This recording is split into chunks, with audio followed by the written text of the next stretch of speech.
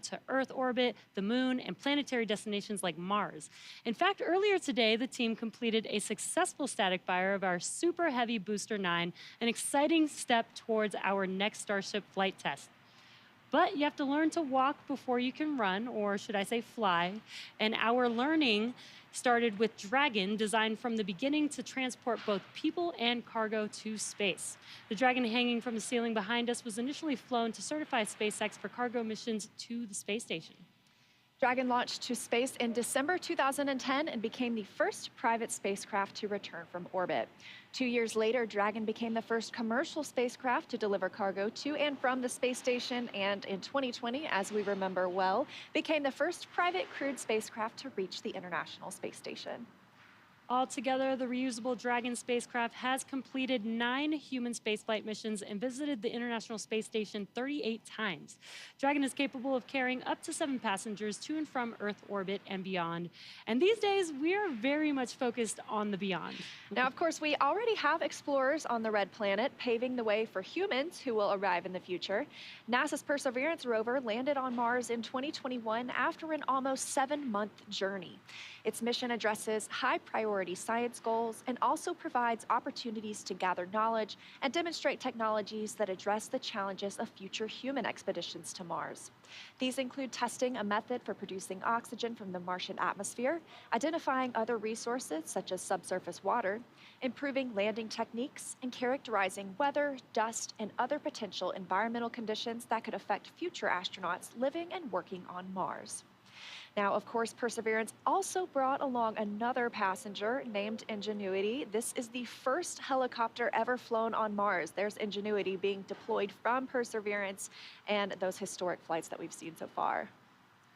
When the time comes for human explorers, they'll have to take everything with them for a surface mission.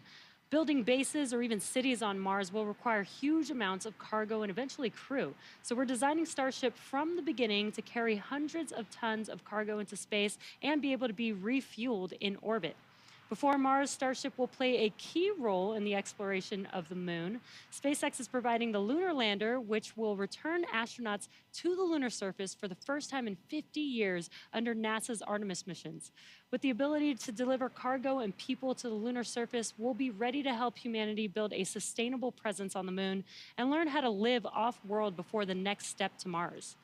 Today, however, we are going a little closer to home, and the work we're doing on the space station also paves the way to Mars, but it takes place in low Earth orbit.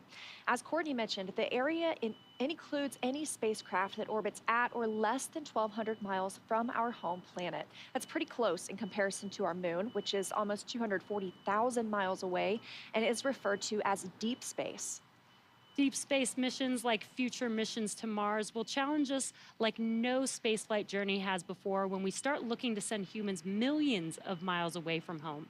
Long-duration missions on the space station, just like Crew-7, directly inform how we'll plan to support the first humans bound for the Red Planet on missions that could last months or even years. So we really look forward to those human missions to Mars. And right now we're paving the way with today's exciting mission, plus through Artemis launches to the moon. For now, I'll send it back to Daryl and Jessica at KSC. Thank you very much, Leah and Jesse. And to keep our astronauts safe while on missions to the moon and Mars, NASA is working to understand the long-term effects of living in space. Earlier, NASA's Jasmine Hopkins caught up with NASA's Chief Deputy Science Officer for our Human Research Program. One of the investigations launching on Crew-7 is nicknamed CIPHER, and it will study the physiological and psychological changes in up to 30 astronauts. Joining us now to talk more about it is Kristen Faub from Johnson Space Center. So Kristen, tell me about your title and the 14 different investigations that make up CIPHER. Yes, I am the Deputy Chief Scientist at the Human Research Program, and 14 research studies, all wrapped into one research complement called CIPHER. What we want to do is study the impact of microgravity on bone, exercise, vision, behavioral health, and not only as individual elements, but how they all interconnect together.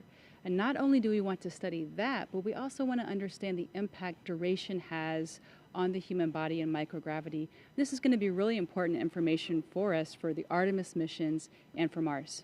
Right, Kristen. And on that note, we have been studying in low Earth orbit for over 20 years now. So how is Cypher adding into that? Yes, 20 years, and we've learned a lot about the changes that happens in the human body in space.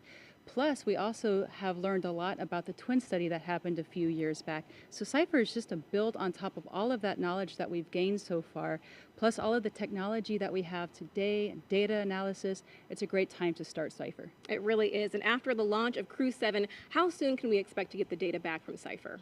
Well, once we start getting data, we'll start processing it, and then when we start to understand some of these observations and findings over hopefully these 30 crew, it's going to take time because 30 crew is going to be a lot of information. But once we start to find some interesting observations, we'll let you know. Absolutely. It will be well worth the wait. Thank you so much for being here tonight, Kristen. It's my pleasure.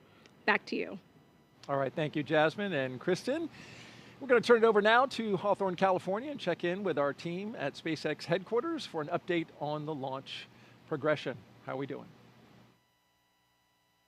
Thanks, Daryl. I'm Ronnie Foreman, a commercial sales manager here at SpaceX. We are coming up on just about 46 minutes until launch, and our teams are carefully moving through the process to lift off. A lot of preparations have brought us to this point today, including a dry dress rehearsal and static fire earlier this week. For those of you following along, you'll also know that we stood down from yesterday's launch attempt for additional data reviews. But for now, all systems are looking good for launch. So next up, our launch director will check in with the team for readiness, both for prop load and for launch. The 7 SpaceX responsible engineers, often called REs, indicate that they are go by voting electronically. The launch director will also check in with the Dragon mission director, or MD, on the nets, and NASA launch manager to make sure that they are ready to move forward as well. And as Jesse mentioned earlier, the Falcon and Dragon launch teams, as well as key NASA launch members, are in the Launch and Landing Control Center at Hangar X in Florida. On screen, you have that incredible view of the Dragon spacecraft with the crew access arm still in the service position. The crew right now is on board Dragon, waiting to get the green light to stow the crew arm for launch and arm the launch escape system. Great shot of our astronauts there. Once the launch director gives the go-ahead, we should get a good view of the access arm as it swings away from the capsule. The range continues to be go for launch, monitoring the clearance area surrounding our launch pad, as well as the air and sea space along the flight corridor. And at Kennedy Space Center, weather is looking good for launch. If you're joining us on the ground in Florida, you know it's just about 82 degrees outside with light ground winds. Overall, we are looking good for launch in just about 45 minutes with a 5% chance of weather violation.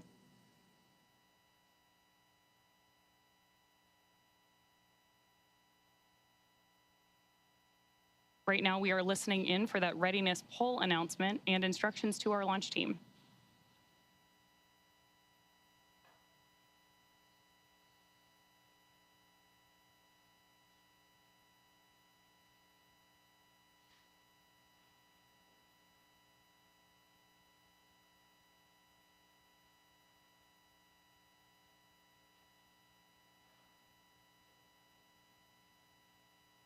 Again, this poll is going to be the go or no go to move forward with propellant loading for today.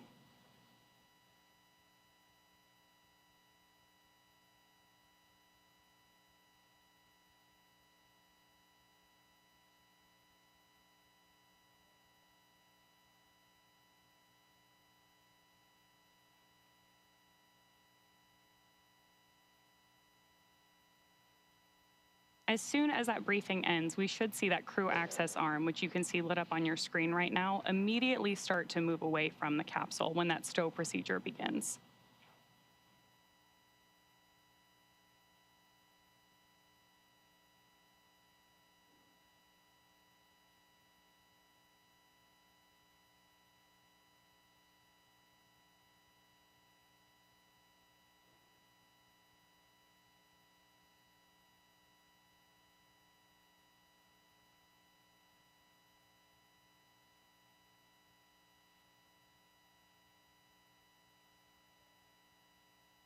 Coming up on just 43 minutes to launch.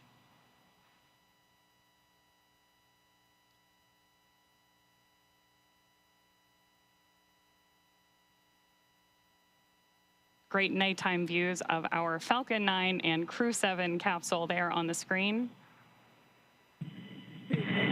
SpaceX Dragon. Go ahead, Dragon.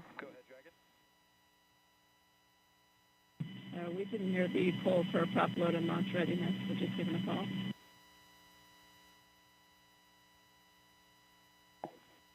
And sorry, Dragon, I just missed the last of your sentence there. Can you please repeat? Yeah, from Dragon, we just polling is hear complete. the poll for The prop joint NASA and SpaceX teams have polled go for LES arm, propellant load, and launch.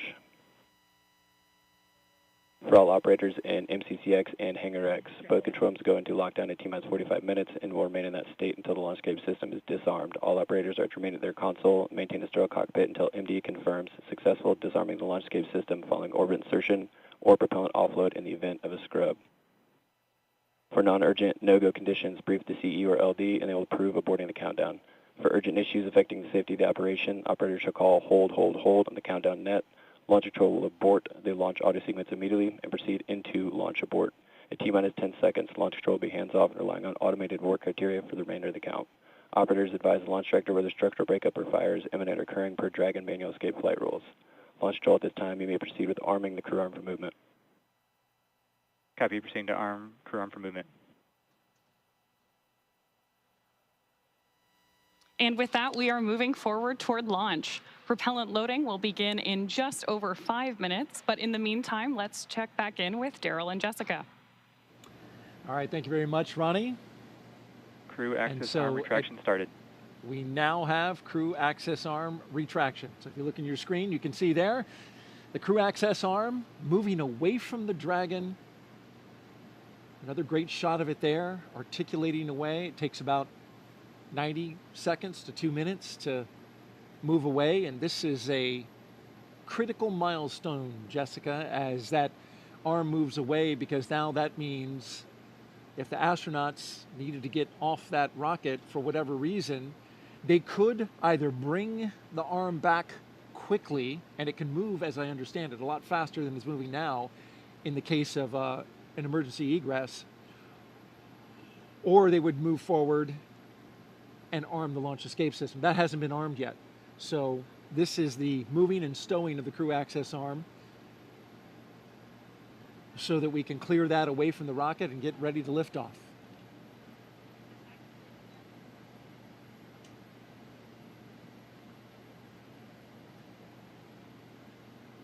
After that, Crew access arm retraction complete. We're now waiting to hear that Dragon is go for section 7, closing the visors and arming Dragon, the launch SpaceX, escape system. You are go for section 6, close visors and arm launch escape system. Well, they changed the number, but it's the same. Dragon, copies go for section 6, launch escape system arming. Same milestone. I hear from previous crews that this system arms the very loud thump, so they can actually hear that on board. Which makes sense. You've got those engines, those Super Dracos, which are Dragon visors closed, arming launch escape system. right there next to their heads, right? You know, Copy, those- your go. Right, and sounds like that was Jasmine saying she was ready to arm, and that command can be sent from either the ground or the crew, and the crew is sending that command now to arm that system. And that launch escape system is, of course, the system that will propel us away from the rocket, the crew capsule itself with the crew inside, in the event of any type of emergency with the rocket. And that is, of course, a system that we hope to never use, but it consists of 8 Super Draco thrusters on this Dragon vehicle that are used only for this abort. And we say we hope to never use it, we hope to not be in the situation, but we have had situations where we've had incredible in-flight tests. Unintentional, for example, there was the launch abort for the Soyuz for Nick Hague's first launch in 2018. Pretty exciting event, dynamic time, but something that showed us how robust these systems are. It performed nominally and carried Nick Hague and Alexei Ovchinin back to safety. Verified armed.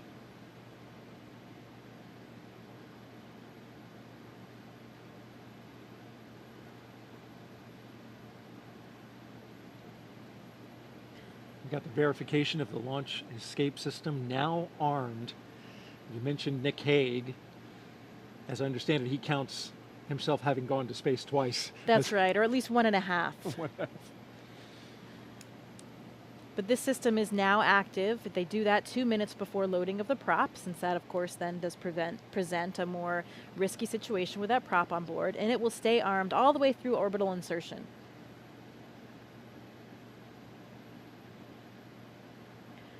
I've also been told by previous Dragon crews that you can hear the system of valves opening and actually even the flow of the fuel itself as it comes on board.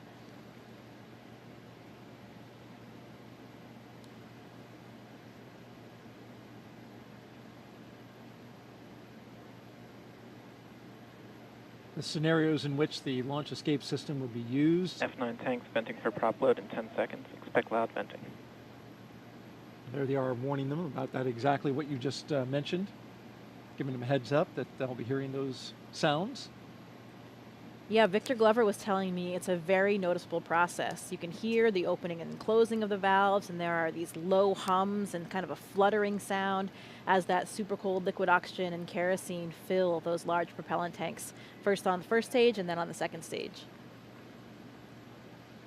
Must be pretty exciting to be hearing those noises, knowing what that means and how much closer you're getting to liftoff.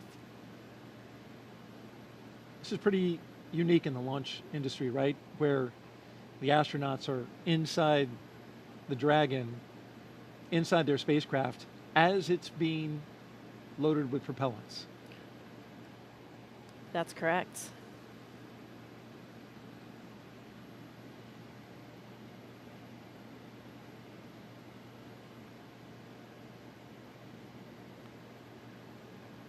That launch escape system you're talking about,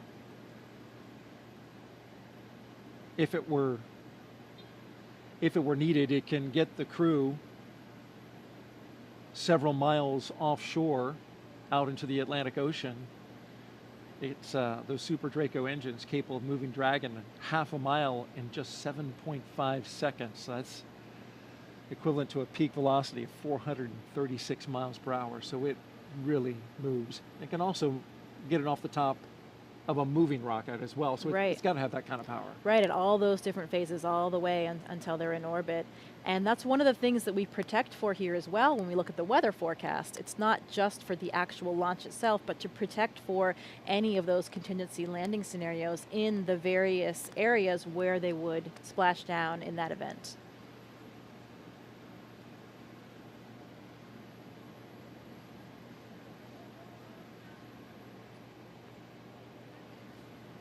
Propellant load has started.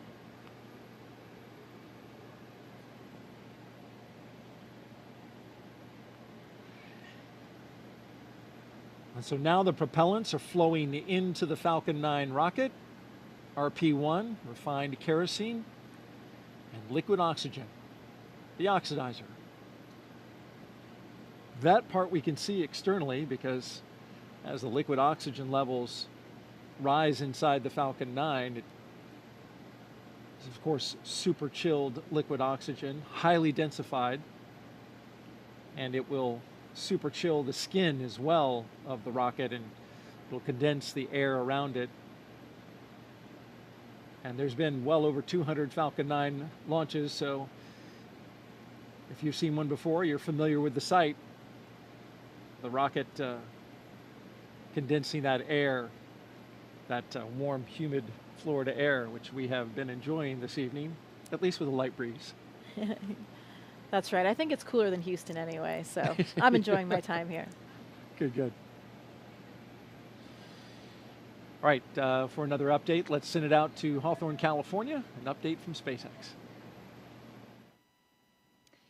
Thanks, Daryl and Jessica. Now, before we send them to space, let's get to know our Crew-7 astronauts a little better. We'll start off with none other than the commander herself, NASA astronaut Jasmine Montbelli, making her debut spaceflight. My name is Jasmine Montbelli. I'm the commander of NASA's SpaceX Crew-7 mission to the International Space Station. Baldwin, New York is where I grew up. I always loved team sports from a really young age because you rely on one another, and that's something that I think is really important to know going forward in your career. I joined the Marine Corps. Sure, I wanted to fly jets, I thought you had to be a jet pilot to become an astronaut. I actually went to watch STS-116 launch while I was waiting to start flight school, and Sunny Williams happened to be on that flight. I realized she was a Navy helicopter pilot, and from that point on, I went full steam ahead. All four of us are so proud to represent what is possible when we come together. Ultimately, everything we do is to benefit the Earth.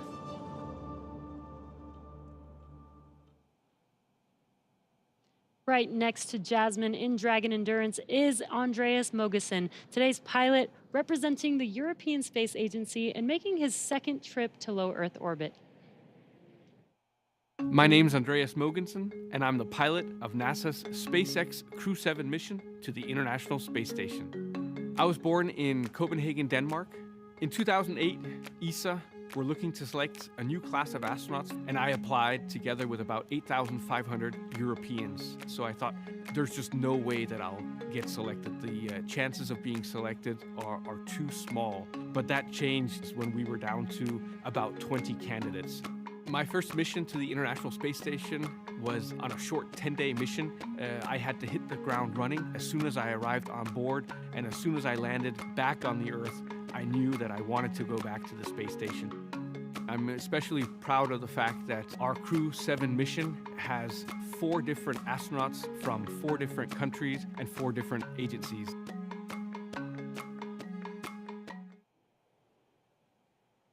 Next up, mission specialist Satoshi Furukawa. This JAXA astronaut is no stranger to the space station after spending 165 days in orbit as part of expeditions 28 and 29 in 2011. My name is Satoshi Furukawa. I am a mission specialist for NASA SpaceX Crew-7 mission to the International Space Station. I was born in Yokohama, Kanagawa, which is right south of Tokyo. The first human landing on the moon when I was 5 years old. I thought it was a great moment for humankind. I had a longing for space from my childhood. The moment I was selected as a Japanese astronaut candidate, you are hired, you are selected. It was the happiest moment in my life. Crew-7, we are conducting many scientific researches on the space station to benefit future space explorers. I am very proud of being a part of this excellent team of international partners and also researchers, engineers, flight controllers, flight directors, and so on. Because working as a team and working together, we can accomplish the big mission.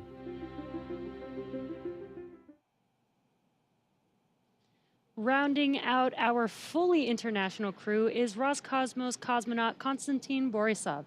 He was selected to the Cosmonaut Corps in 2018 and today marks his first flight to the orbiting laboratory. My name is Konstantin Borisov, and I'm a mission specialist for NASA's SpaceX Crew-7 mission to the International Space Station.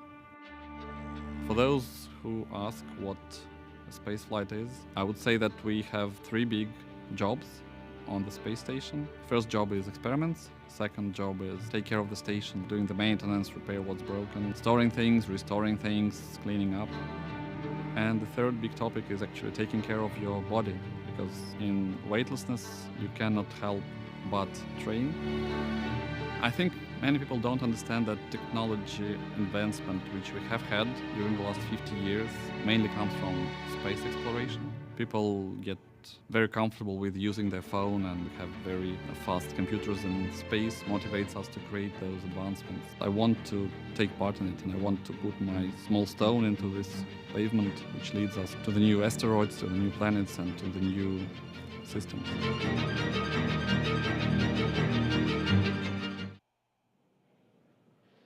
Now, as we see with all of our crews, these 4 crew members who make up Crew-7 have a mission patch they worked together to design. The first thing that you notice is the white dragon on top of the Earth, its neck craned into the number 7 for Crew-7. Its tail curves upwards towards a golden star, and they say that symbolizes our ascent towards the stars and the pioneering spirit needed to propel us further into space. The blue, white, and red on the tail are the common colors in the flags of all 4 nations flying on this mission. Now we are less than 30 minutes to launch, so let's check back in with Daryl and Jessica at KSC, where the countdown continues. All right, thank you very much. Everything going well with the countdown so far. A little over a mile and a half from the launch pad we're going from today, this morning, 39A, is 39B, where the mobile launcher is back out on the pad right now, going through testing for the Artemis II crewed mission to the moon late next year. Here's more about Artemis in our Moon Minute.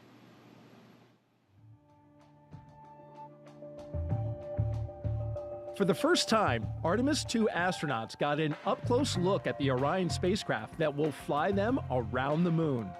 Astronauts Reed Wiseman, Victor Glover, Christina Cook, and Jeremy Hansen visited Orion at the Kennedy Space Center in Florida. And it looks amazing. Their handiwork is gorgeous. I'm ready to take it for a spin.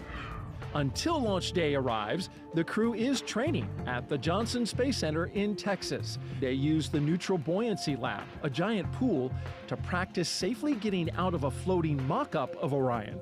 And it's not an easy task. Navy divers in rafts will harness and hoist the astronauts into the air by helicopter, where they will be taken to a nearby Navy vessel. Back at Kennedy, we got a look at the brand new Artemis crew transportation vehicles. So the first 9 miles of the journey to the moon starts in these crew transport vehicles. On launch day, these fully electric, zero-emission vehicles by Canoe Technologies will reunite the Artemis II astronauts with Orion at Launch Complex 39B. NASA's powerful moon rocket, the Space Launch System, and Orion will carry them on the rest of the 250,000-mile journey to the moon. And that's your Artemis Moon Minute. And for Artemis updates, there's a QR code on the bottom left of your screen, right there, actually bottom right. You can visit, you can use your cell phone to scan it, or you can visit the website at nasa.gov/Artemis2. Earlier this evening, our own NASA's Jasmine Hopkins caught up with NASA Administrator Bill Nelson, who is here watching the launch from SpaceX's firing room. Administrator Nelson, today marks a first for NASA, the first time in a single launch that each astronaut represents a different space agency. So we have NASA, ESA, JAXA, and Roscosmos. What do you make of this diverse crew? Well, it's a sign of our times. We are an international program. For example, we're going back to the moon in order to go to Mars.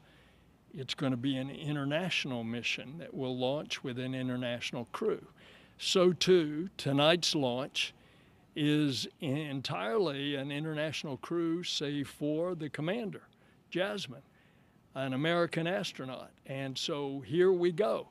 Now, isn't it interesting that what space does in our NASA program, it unifies us. It brings people together. And this is so true with what we're seeing tonight. Right, and Administrator, you recently visited South America, and later on this year you're planning to visit India as well. Why is it so important for NASA to foster these international partnerships? They are delighted, indeed, eager to learn more about NASA and to partner with NASA. And so that's what we find when we go to another country. It's usually the president that wants to see us. And for example, in this South American trip, we talked to the president of Brazil and Colombia about what NASA can provide in the way of information from our satellites to help them protect the Amazon rainforest from being destroyed, which is a high agenda item for those countries. Indeed, it's a high agenda item for the entire world. I'm going to India. India is one that we want to have a close relationship with. We've already been doing things such as science experiments with India. We've got a major science program going that will be Earth observing with India next January. But now we're going to train and fly an Indian astronaut. So it is happening as we speak, and the United States has been the beneficiary of it. Absolutely. Administrator Nelson, thank you so much. Back to you. As we continue to count down, let's take a closer look at the vehicles that will be taking Crew-7 to the International Space Station today. Starting from the very top of the vehicle is the Dragon spacecraft. In total, there are 16 Draco thrusters Dragon can use in space to help navigate the spacecraft to its destination, each providing 90 pounds of force. That doesn't include the 8 Super Draco thrusters used for an abort, which are no longer active once the crew is in orbit. And just wanted to note, one thing that we did miss just a moment ago was a call to the crew. There was a sensor issue that they are tracking. However, they are just continuing with the count, continuing to monitor it. And so we are continuing to discuss what we have in front of us, which is Dragon. Together, the Dragon spacecraft and its trunk stand over 26 feet tall. There are 2 windows on the spacecraft, plus 1 under the nose cone. The nose cone opens shortly after launch to expose the forward bulkhead thrusters and docking mechanism that will connect with the space station. Dragon's trunk holds solar cells, which power Dragon while it's in free flight. The trunk can also carry unpressurized cargo, and on some cargo resupply missions, we use Dragon's trunk to deliver the new solar arrays that are being installed on the space station.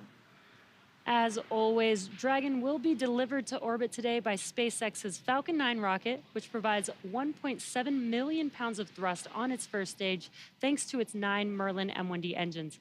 Once the first and second stages separate, these engines are also used to help land the first stage. The first stage will perform 3 burns today as it makes its way back down to Earth. First is the boost back burn, where 3 of the M1D engines will reignite to help flip the first stage around to head back to the launch site. The second burn is the entry burn. That's where a single engine will reignite and shut down to help slow Falcon 9 down as it prepares to re-enter the Earth's atmosphere. And then finally, the landing burn. That'll be where 3 engines will slow down the rocket enough to perform a precision landing back down on landing zone 1. Meanwhile, the second stage continues to orbit, powered by 1 single Merlin vacuum engine with over 220,000 pounds of thrust. The second stage will secure Dragon's entry into low Earth orbit before separating, leaving Dragon to continue its journey to the space station on its own thrusters. About 40 seconds after separation, Dragon's nose cone deploy sequence will begin, exposing its guidance navigation controls that help Dragon autonomously fly to the space station.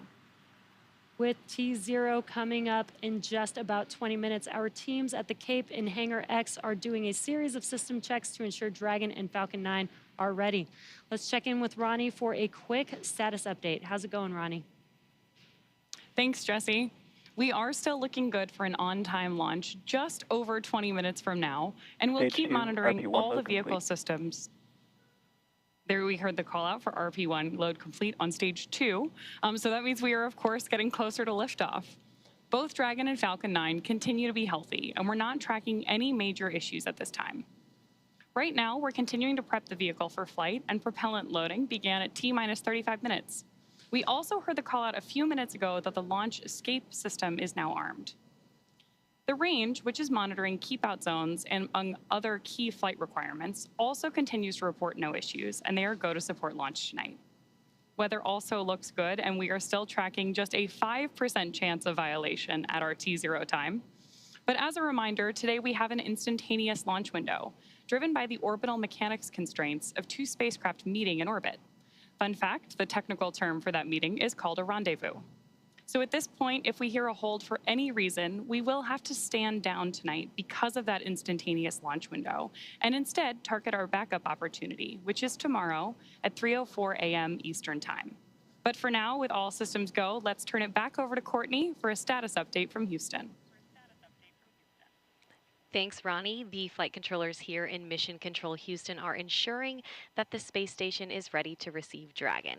They're also checking all communication links between the station, Dragon, and the ground are working properly, and right now everything is proceeding as planned.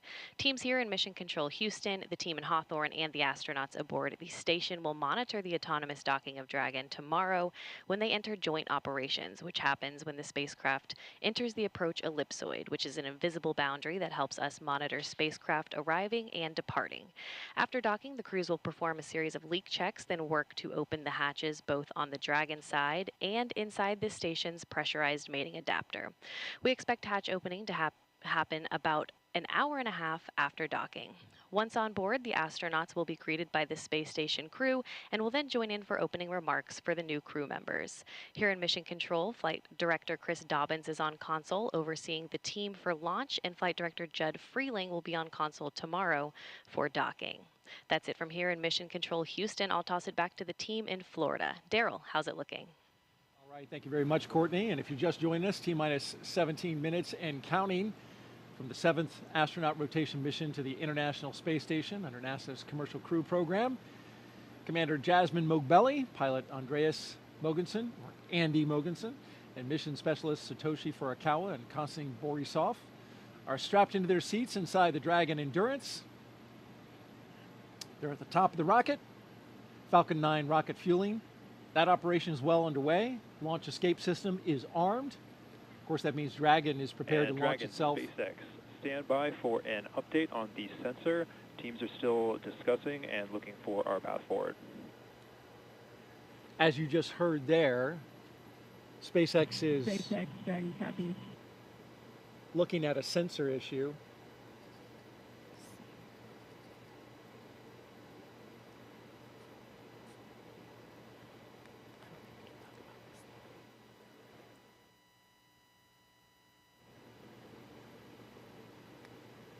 And so trying to determine if the sensor is giving good data, good reading, or if... Startup stage 2, locks loading. If they're looking at something else, of course, we'll keep close tabs on that. In the meantime, propellant load continues. I think sometimes you have hits on sensors for other reasons. We want to make sure that we are getting an accurate reading of what's happening with the system they're looking at. Probably trying to decide if it's a real signal or if it's a hit from some other reason. There's a lot of redundancy in the systems, as you mentioned, and those sensors have to make sure that the engineers understand exactly what they're looking at. So we'll, again, keep tabs. In the meantime, here's a little bit about Crew-7. Lieutenant Colonel Jasmine Mogbelli, a military helicopter test pilot. There she is. She hails from Long Island, New York. She's a mother to 2 twin girls, and she is the mission commander. This is pilot Andy Mogensen's second trip to space station. His first was as the flight engineer for the ESA IRIS mission in 2015.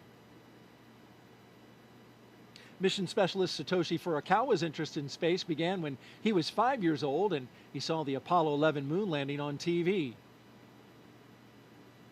And mission specialist Konstantin Borisov was selected to be a cosmonaut in 2018, and this will be his first trip to space.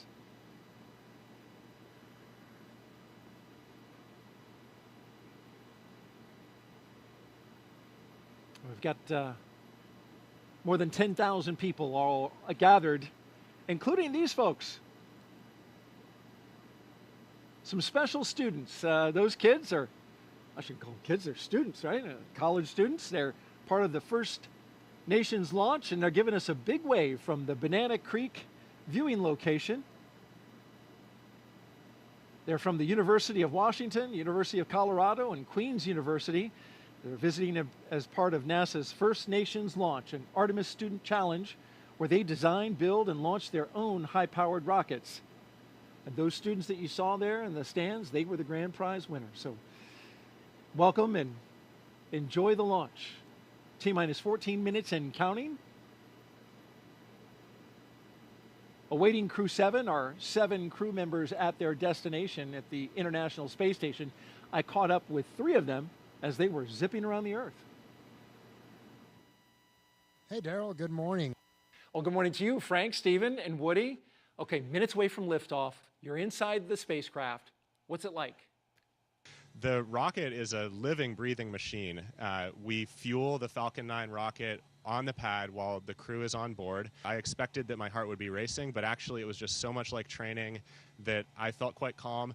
Well, I'm sure calm will give way to excitement, right, when Crew-7 comes aboard. What do you think that'll be like?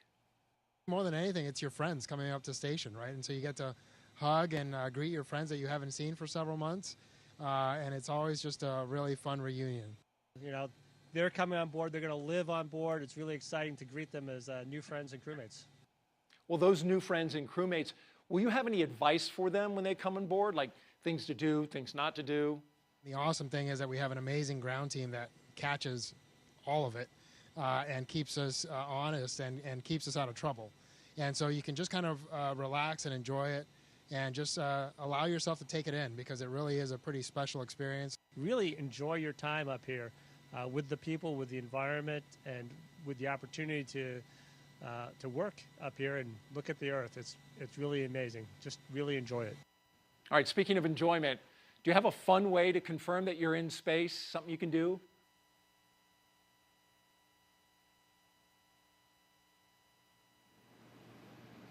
You want to give that move a score, Jessica?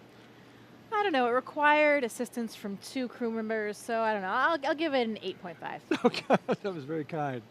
All right, well, before the Crew-7 got into their spacecraft, they got a picture with the Falcon 9 booster that will take them up into space. There they are on the business end of those 9 Merlin engines. Once we leave planet Earth, these fine folks at Johnson Space Center will take over. Dragon This is Mission SpaceX, Control. We are still continuing to assess that sensor and proceeding with the count. Okay, so as you heard, they're SpaceX Dragon copies, continuing with the count while the tubes are tested. still working the sensor, but at the same time continuing to load the propellants on board Falcon.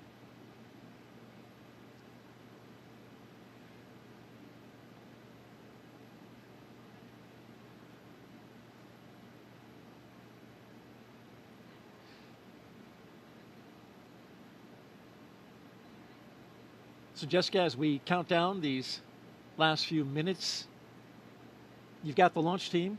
They're taking a look at a sensor and some of the readings there. At the same time, we're proceeding forward, and they're communicating with the astronauts inside. And so as we get down to these final minutes, any thoughts?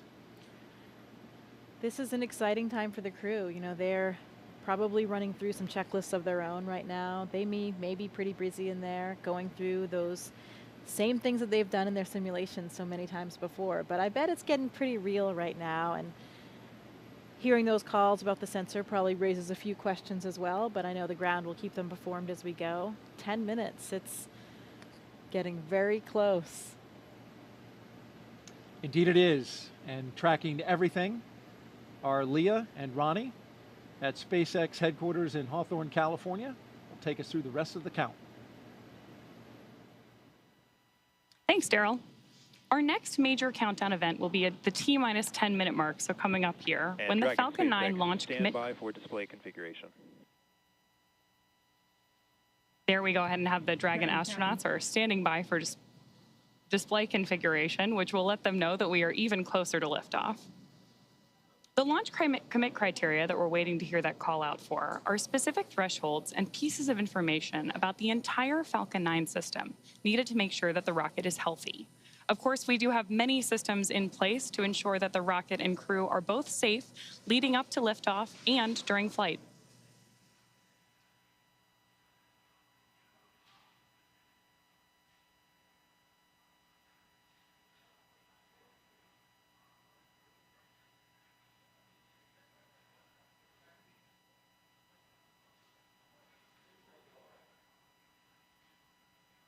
Coming up on 9 minutes until liftoff today, which is also about the same amount of time it takes to get to orbit, a 9-minute ride. That's about the time we'll see second stage cutoff. A few minutes after that is when we'll see Crew Dragon separate from the second stage. And we'll be listening to some performance calls as we get into the final countdown, of course, and then after liftoff. On the ground, you'll hear SpaceX flight controllers reporting on trajectory, speed, booster performance, and other key milestones. But there are some other calls you'll hear the crew make also after liftoff. These are different abort zones. They come in the form of different number and letter combinations. And these are throughout the flight up the eastern seaboard. So the first two are 1A and 1B. They have that name because they're in the first stage. That lasts until they're up to the very north of North Carolina. And the next are 2A through 2E. Those come into play when the second stage is powering Dragon. That takes us from the top of North Carolina all the way to the tip of Newfoundland in the northern Atlantic. Now, a little bit different from the other naming system, you'll hear the call Shannon, which refers to Shannon, Ireland, meaning they would target off the coast of Ireland if they were later in that second stage and needed to abort. You'll hear those different calls throughout the flight uphill, along with key performance callouts from the guidance, navigation, and control officer, as well as the propulsion lead.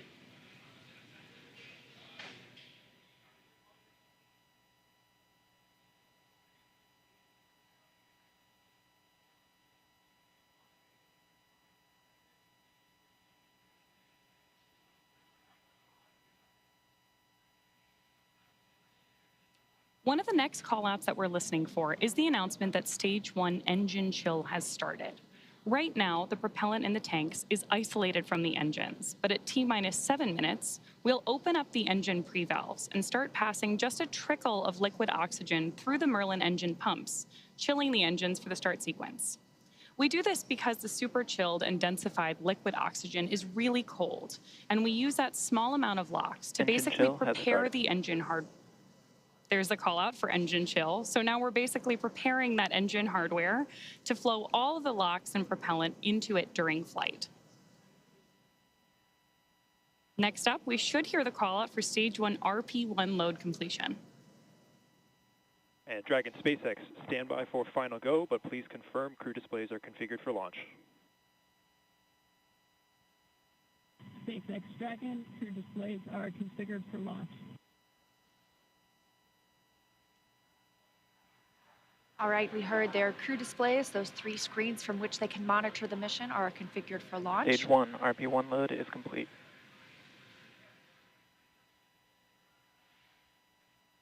In confirmation that RP1, the densified kerosene or the rocket fuel that propels the crew into orbit, loading is complete on the first stage. We did hear the second stage was completed a short time ago as well. Now, T-minus 6 minutes until launch. We are still loading liquid oxygen on the first and second stages. This is the oxidizer we need to combine with the densified kerosene that just finished loading.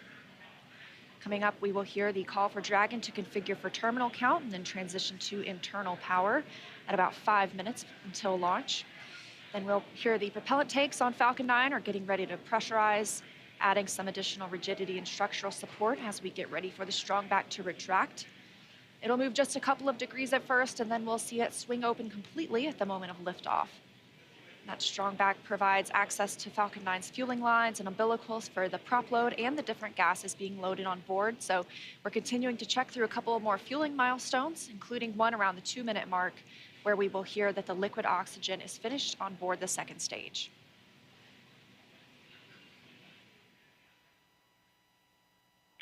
Dragon is configured for terminal count, and Dragon's on internal power. Falcon tanks are pressurizing for strong back recheck.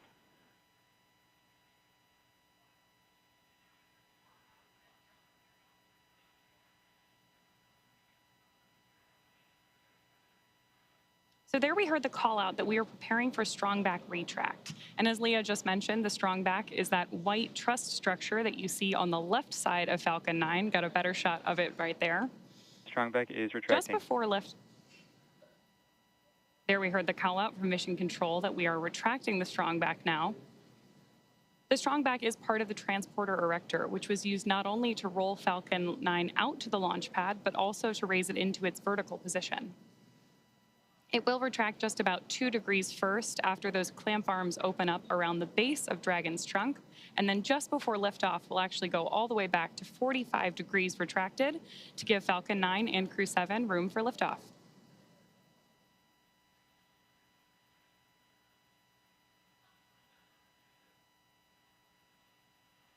Now under 4 minutes until launch.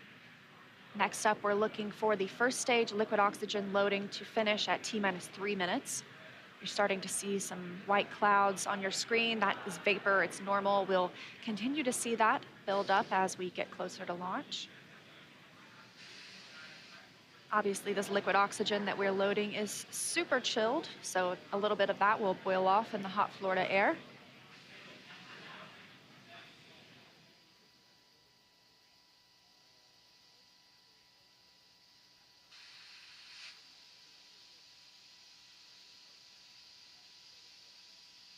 Stage 1 LOX loading is complete. Great view of Crew-7 there inside of the Dragon spacecraft, awaiting liftoff just under 3 minutes from now.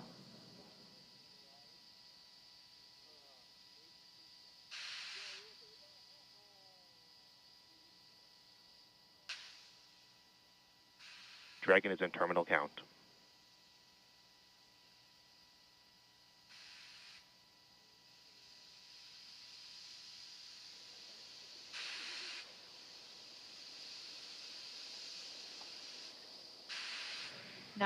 Now about 2 minutes and 30 seconds until launch.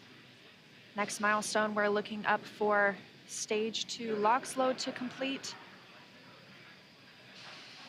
Additionally, shortly after that, we'll hear gas closeout begin, isolating the feed lines from the different gas systems for the Falcon 9 rocket. Those will get vented overboard through the umbilicals and the strong back itself.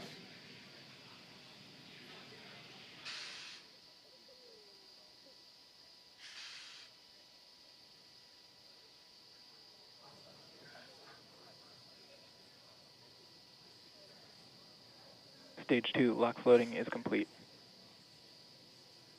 Dragon is in auto idle.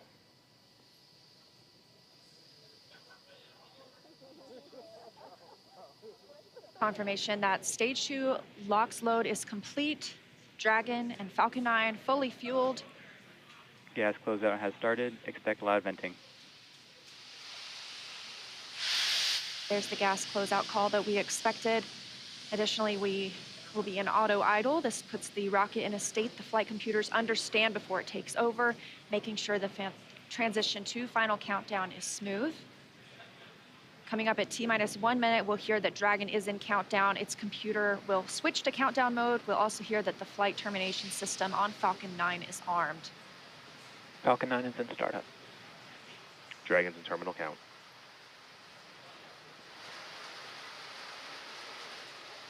Dragon's flight computer in countdown and configured for launch, and the flight termination system now armed. Less than a minute until liftoff today. Dragon, SpaceX, this flight termination go for system. launch. Dragon copies, go for launch. You heard it, Crew-7 getting the go for launch, just T-minus 30 30 seconds seconds away for an on-time launch.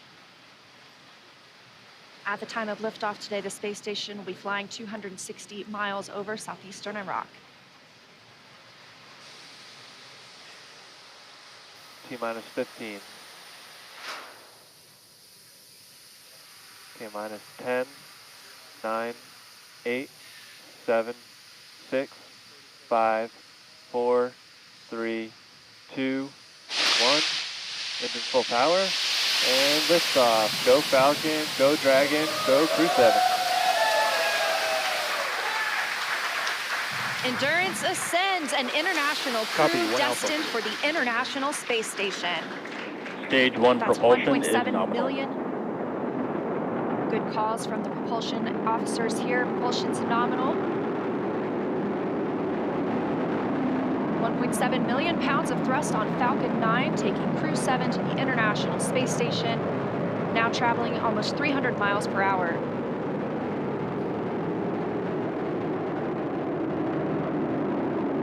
Nominal power and telemetry. We are just about T Stage plus 1 throttle 45 down. seconds into the 7th rotational crew mission on board Dragon and Falcon 9, and right now the vehicle is throttling down to help us pass through the period of maximum dynamic pressure.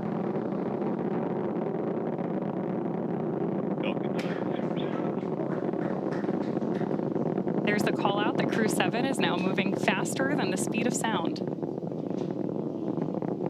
Max Q. Stage 1 throttle up. Confirmation we have moved through max Q and are throttling back up. Copy, 1 Bravo. Heard that call from Jasmine on Crew-7, as well as confirmation from the ground. The call out for 1 Bravo means we are in the second and final abort mode for the first MVAC stage, chill but is continuing to underway. get good performance. We've got engine chill on the second stage MVAC engine. We will then be looking for MECO, or main engine cutoff, where the 9 engines on the first stage will cut off ahead of the first and second stages separating. Then the single Merlin vacuum engine on the second stage will ignite. We are now coming up on 2 minutes into the flight, the spacecraft traveling over 2,000 miles per hour. Really incredible nighttime views of Falcon 9 and Crew-7 on your screen right now. So as Leah just mentioned, we are keeping an eye on a couple of critical flight milestones coming up back to back here. Stage 1 throttle Those are down. going to be MECO. So main engine cutoff, now that we're throttling down stage 1, followed by stage separation and second stage ignition. Main engine cutoff. Stage separation confirmed. Copy, 2 Alpha. MVAC ignition.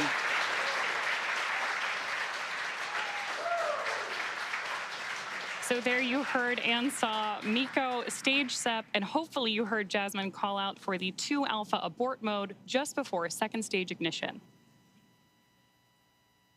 And of course, this is the second stage, powering Dragon on its flight, now traveling almost 4,000 miles per hour. Over 3 minutes since launch, the second stage will continue to power the spacecraft. And our first look at the crew inside.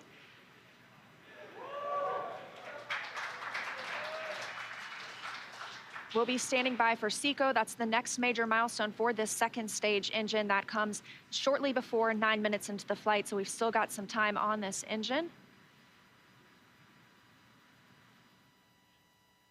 So right now, while Crew-7 makes its way to orbit, our first stage booster is making its way back to land. So you may hear the call-outs here on the net shortly that we are in the middle of our boost back burn.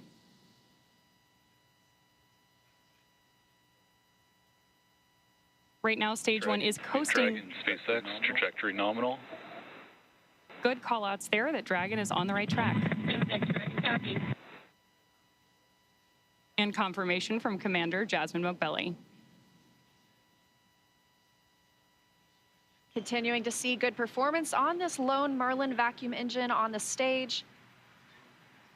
Also, as we've heard, nominal trajectory. That's the guidance, navigation, and control officer here at SpaceX stating that we are on the correct path. Dragon's pointed in the right direction. The second stage continues firing until, like we mentioned, second stage engine cutoff at about 8 minutes and 50 seconds into the flight. Right now, we are 4 minutes and 30 seconds since our on-time liftoff, now traveling at 5,000 miles per hour. This single Merlin vacuum engine can provide over 220,000 pounds of thrust in the vacuum of space, doing its job to take our crew to the International Space Station today. Dragon, SpaceX, trajectory nominal. More good news from Mission Control. Acquisition of signal, Bermuda. So with that Bermuda call out, we actually know that the ground station transmitting this flight data back to us is coming from Bermuda.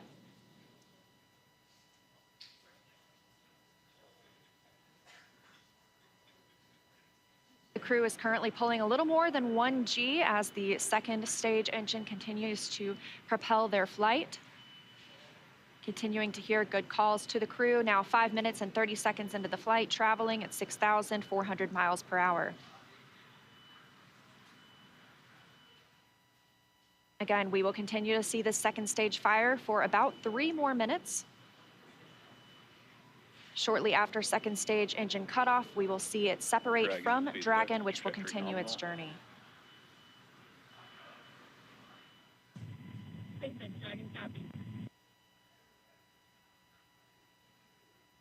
Now, at this point in the flight, we are just about 15 seconds away from stage 1 entry burn start.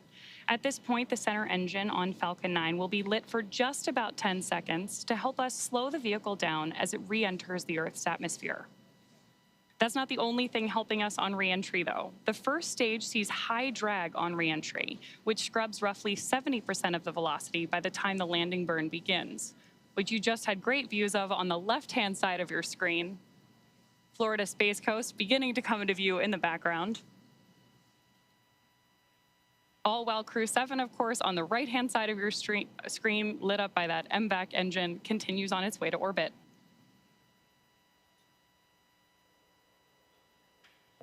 And we are now coming up on continuing to get good calls as we reach almost 7 minutes into the flight. Crew traveling at 9,400 miles per hour. Again, we still have about 1 minute, 45 seconds left with the second stage propelling the crew.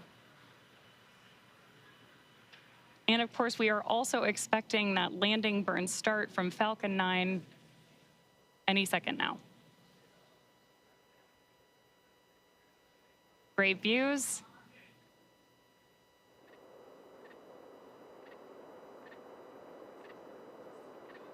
Stage 2 FTSO saved.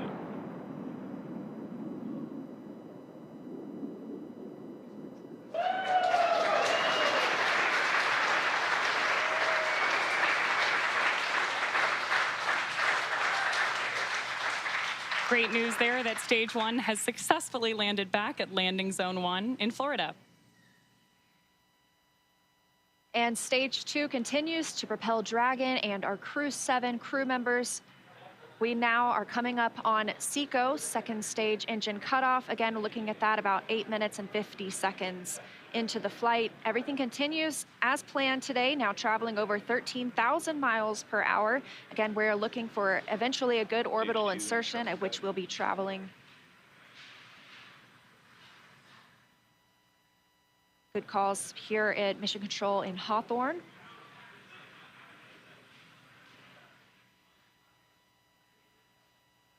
And we are standing by for second stage engine cutoff. Copy, Shannon. Heard that call for Shannon. That is the call out for Shannon, Ireland, the final abort zone.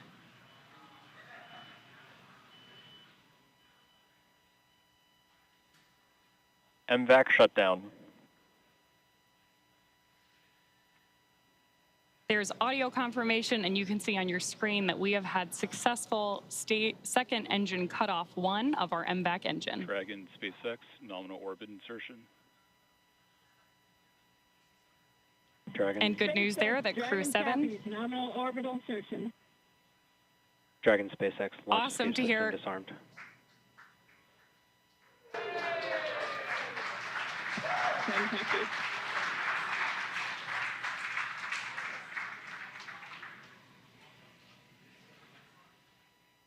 That's the first look at the crew, now in microgravity, confirmation of a good Earth orbit insertion.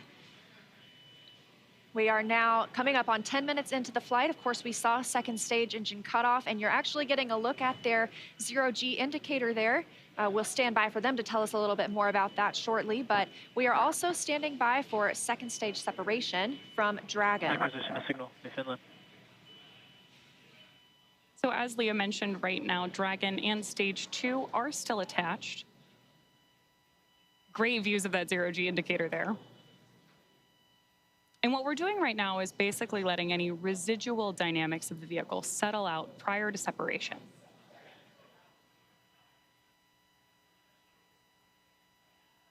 We are expecting that separation event in probably about 90 seconds. Crew looks like they're having a great time up in space, too.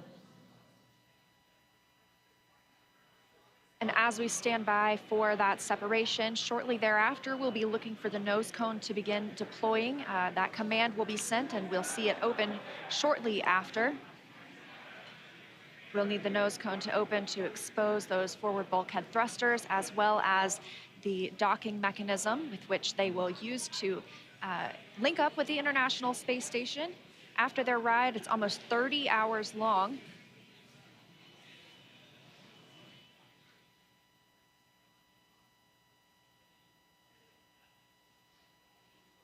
Again, we had liftoff right on time today at 3:27 a.m. Eastern Time. The crew making a smooth journey into orbit. It's now been 11 minutes, 20 seconds since that liftoff. We had confirmation of good orbital insertion, and we are standing by for second stage separation from Dragon.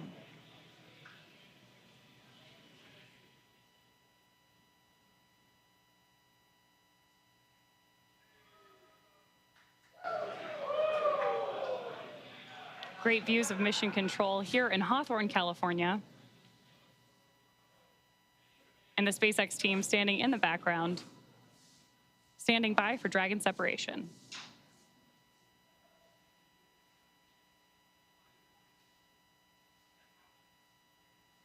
Of course, you also have continued telemetry readouts from Dragon and Stage 2 in the bottom left-hand corner of your screen.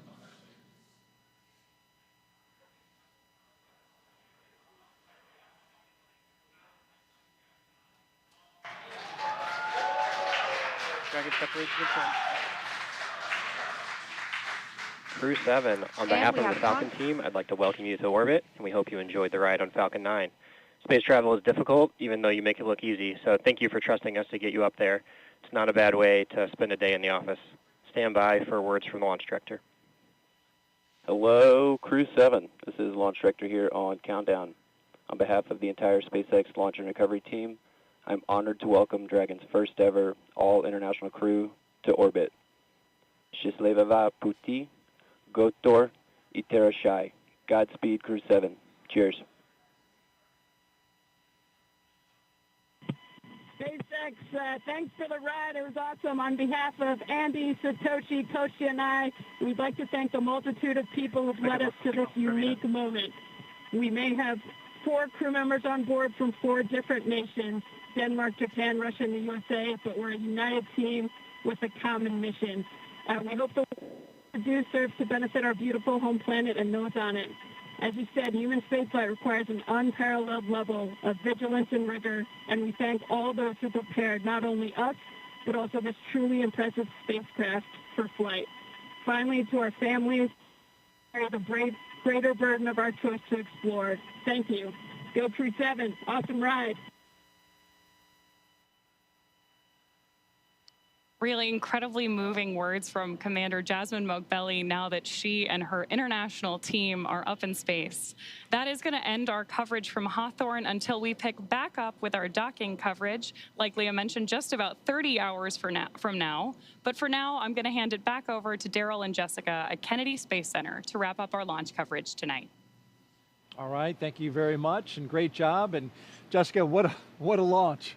It was spectacular. Like we said, those night launches are something to see. You see all those bright lights. You see those little nitrogen pulses when that first stage is coming back down. Spectacular.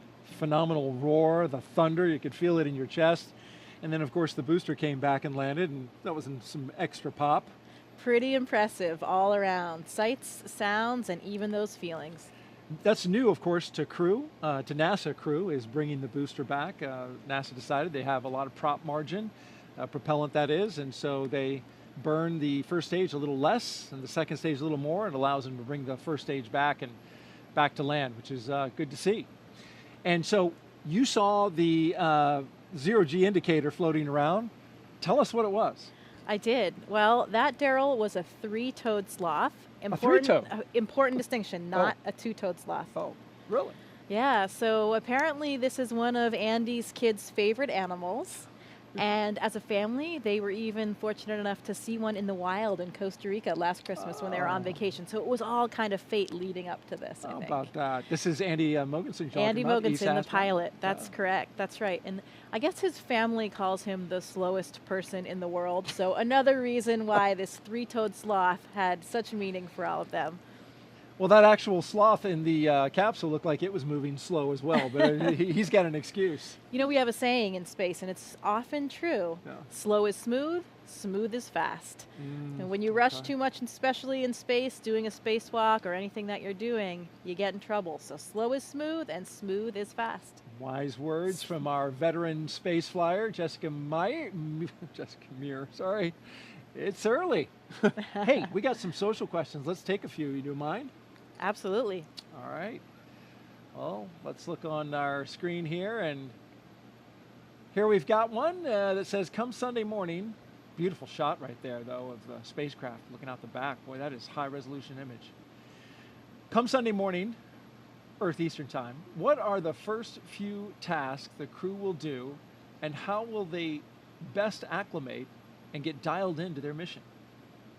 Well, when we wake up in the morning on board the space station, we open up our computer and we have a plan that lays out our entire schedule for the day, whether it's scientific experiments, hardware, maintenance, whatever it is that you need to get done. I know what this crew will be doing. One of the first things they do, of course, is a safety briefing. So we want to make sure that they have all of the information they need in case they had any kind of situation on the space station where maybe they needed an emergency breathing mask or a fire extinguisher, anything like that. Safety first at NASA, and that's the first thing that we do when you arrive on board the space station as well. The veteran crew that is up there will take them through that, show them where everything is, talk through some of the main messages, and then they'll have a longer session, usually the next day or later that week. They'll get into their crew quarters. Usually your crewmates will do a favor for you and unpack some of your things so you don't have to do all that when you get there. You arrive to your crew quarters and already have some of the things that you need out, maybe even some pictures from home. When I arrived, my crewmates had really taken great care of me. They had decorated my crew quarters. Oh. I had pictures of my friends and family. Everything was all laid out, and that really made it a nice, smooth transition, because those first few moments in space, especially when you've never been there before as a rookie, you're not quite that graceful yet. You know, you don't have your space wings quite yet, and you're getting used to just moving around and being in that three-dimensional microgravity environment. And so you're talking about, you know, getting used to the environment up there, and having a little something from home is important too. You took up a flight kit. These astronauts all have a flight kit. You, in fact, brought a few things that you took up into space. What were a couple of the more meaningful ones that you took? I did. You know, we often pictures of family and friends, like we've talked about before, or things that represent places we've been and worked. I brought up a picture of my wedding photo of my parents. Unfortunately, my father had passed away before I went to space, so I wanted to have a piece of him up there with me. I brought up some things to represent other things along the way. My home state of Maine. I had a university flag with me from my undergraduate university. Yeah. Sometimes we bring up presents for each other because we're up there for birthdays or holidays. Drew Morgan, my crewmate, brought us these harmonicas. Nice harmonica. And briefly, let's look at the screen here. We can see that the nose cone is deploying, and we have confirmation of it deploying.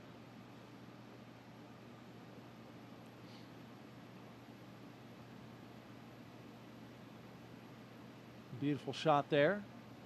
Of course, the nose cone has to deploy in order for Dragon to connect up to the International Space Station. And once this clears out of the way, it is quite a view. Depending on where Earth is in relation.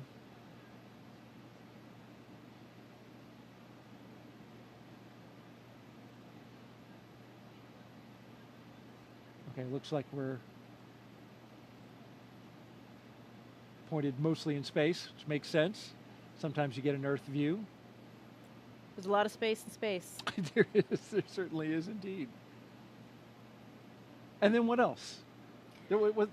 Oh, you got something special. Well, my one item that I brought that was my personal kind of selfish item that wasn't for anybody else was my panda. This is Pandemonium. Oh, I've had him since I was 5 years old. Pandemonium. So he made his way to space with me as well, and we saw a lot of stuffed animals floating with these zero-G indicators. We saw that three-toed sloth, but Pandemonium was up there floating in all of his glory as well. And, you know, these are all just things that remind us of home and really help us share the mission with everybody back home. All of these places and things that have meant something to us along the way, because we did not get there alone. We got there with the support of so many people that helped us. And this mission is for everyone. It's really for all of humankind.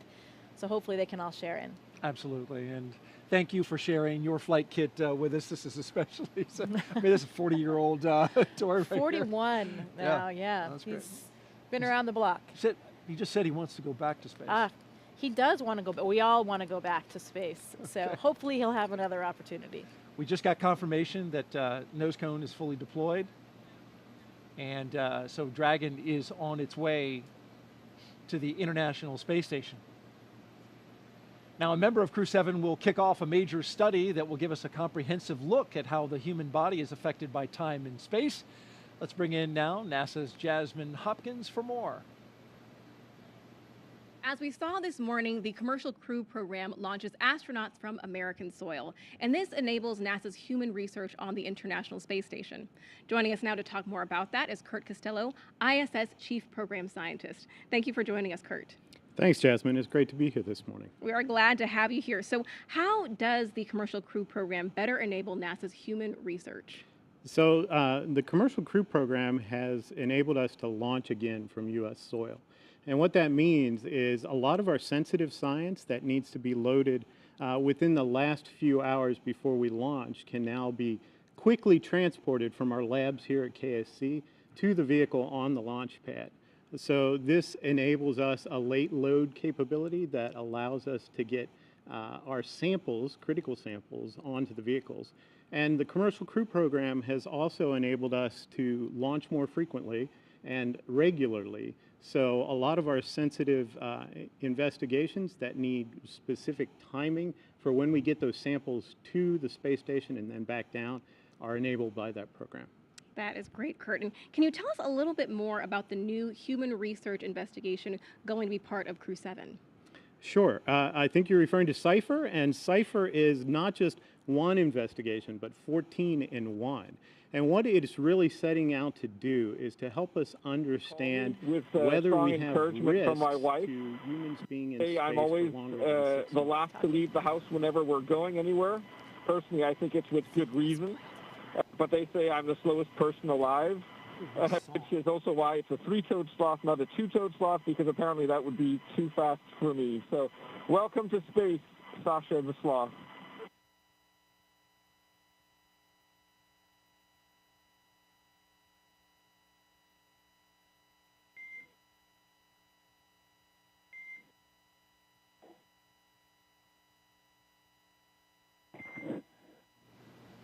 And Dragon, we appreciate the introduction to your zero-G indicator and noting that that is probably officially now the fastest sloth ever.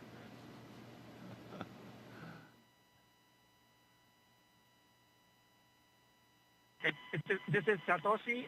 It's nice to be in space, and I'm very glad to see happy faces. 日本の皆さん、国際宇宙ステーションへ、再びして着実に仕事をしていきます。 Yes, I'm very excited. First of all, a few words in Russian, then in English. Всем большое спасибо, огромное восхищение тем, как мы прокатились на ракете, мы в космосе. Невероятно. Полет в космос — это результат действий скоординированных тысяч людей, которые работают в разных странах. Всем большое спасибо. Роскосмос, НАСА, ESA, JAXA, SpaceX. Моим друзьям и семье большое спасибо. Thank you very much for all your hard work. SpaceX, Roscosmos, NASA, ESA, JAXA, and all the partners involved in manned spaceflight. That's a proud example of how much we can achieve working together in harmony. Let's continue. Cool. Thanks a lot to everyone, to my family as well. Thanks.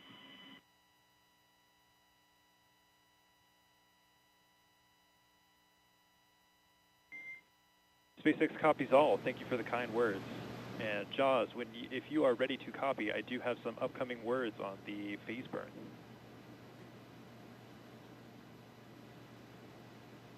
Expect a loss of signal. Good, Haley. Dragon is ready to copy. Okay, wanted to give you an update that we are going to be losing TDRS for voice comms for about 15, that's approximately 15 minutes, which is going to include that upcoming phase burn per your displays.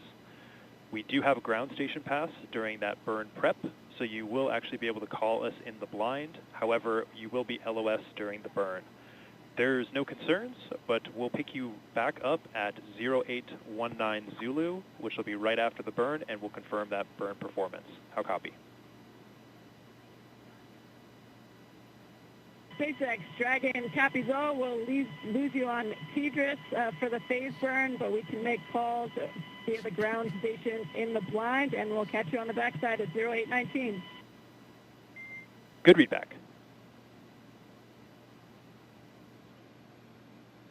Okay, you just heard some communication between Commander Jasmine Mogbelli and SpaceX's launch team. Just saying they're going to lose TDRS connectivity, which will, during the burn, they'll be unable to communicate, but they've got a ground station that will catch them on either side of that. So communication will be established before and after the burn. Earlier, we heard some words from Andy Mogensen. Of course, you told us that that was a sloth. Wasn't sure that we were going to be able to, get some words from him, but it was good to hear from him and the other crew members about, now that they're in space and sharing a message with the world. Absolutely, and we got a name, Sasha the Sloth. Sasha the Sloth. The fastest moving sloth ever to be a sloth. Yeah, among the legendary, famous stuffed animals in space. That's now. right. It's a thing. Joins the long list of them. And so Jasmine, Andreas, Satoshi, and Konstantin are on course to arrive at the International Space Station around 8:39 Eastern Time tomorrow. NASA TV, well, we will be wrapping up our coverage, but you can follow along with Crew-7's entire ride to the station and hear real-time audio from that space to ground, which we were listening to just then, on our mission audio stream on YouTube. Make sure you look for the link on our NASA social media accounts and in the description of the NASA YouTube launch broadcast. And though our coverage here at Kennedy Space Center is concluding, Crew-7's mission has only just begun. They'll get to the International Space Station in about 30 hours. It's going to be a long ride. But then they'll be able to meet and join, I should say, Crew-7 to Crew-6, and that'll be quite a ceremony. Absolutely. These first missions, these first moments in space are absolutely unforgettable. I'll never forget that. Feeling weightlessness for the first time. You're still strapped in your seat, but everything starts lifting up, your arms, your pencils, anything that was on the floor, the zero-G indicator, everything. And I remember looking across at my crewmate, just sharing those moments and those smiles. I know how happy that crew is right now. I am so excited for them and their mission. It will take a little while, 30 hours, like you said, to get to space station, but they are in space right now, and I know they're enjoying every minute. Congratulations, Crew-7. We are so excited for you. This is going to be an incredible mission on the International Space Station. Great words, Jessica. Appreciate those. And Crew-6 will be coming back down in about a week. They'll have a roughly 5-day handover, and then they'll return. Next up for us is our post-launch news conference scheduled at 5 a.m. Eastern Time on NASA TV. And of course, we'll have live joint coverage of docking and the Crew-7 welcome ceremony starting tomorrow at 6:45 a.m. Eastern Time on NASA TV, as well as SpaceX's YouTube channel. You can find mission updates on X, at NASA, at SpaceX, and on the web at nasa.gov, including, again, the link to that mission audio stream if you want to stick around with Crew-7 and be with them on their entire journey. Well, before we sign off from Kennedy, I want to thank Jessica Meir for being here on the launch broadcast and sharing your incredible experiences and all your insight, answering the questions, bringing pandemonium and showing them off. Thank you so much. We really appreciate having an astronaut, and especially you today on Crew-7 to share this with us. Well, it is absolutely my pleasure. Any good day when a rocket ignites is a great day for astronauts all around the planet. So we wouldn't miss out on it for the world. Very happy to be here and excited to share this moment with all of you. Thanks so much. And a huge thanks as well to all of our guests for joining us today, but most importantly, thank all of you for watching. For everyone here at NASA and SpaceX, have a great morning and keep looking up. We leave you now with a look back at highlights from suit up to liftoff. So we've got Crew-7, and they are doing their suit checkouts. And here they come, the astronauts walking down the hallway at astronaut crew quarters. And here they come, Crew-7, taking their first steps outside before their journey to space. Here they go, doors are closing. This begins the drive across NASA's Kennedy Space Center to Launch Pad 39A. And there's Jasmine Mogbelli, the commander, and Andreas Mogensen, our pilot. There go our pilot and commander carefully getting in. And here come our mission specialists, Konstantin Borisov, and on the right, Satoshi Furukawa. Technicians working to close that side hatch. 1, engines full power, and liftoff. Go Falcon, go Dragon, go Crew-7. Endurance Ascent, an international crew destined for the International Space Station. Stage 1 That's propulsion is 1.7 nominal. million. Good calls from the propulsion officers here. Propulsion's nominal.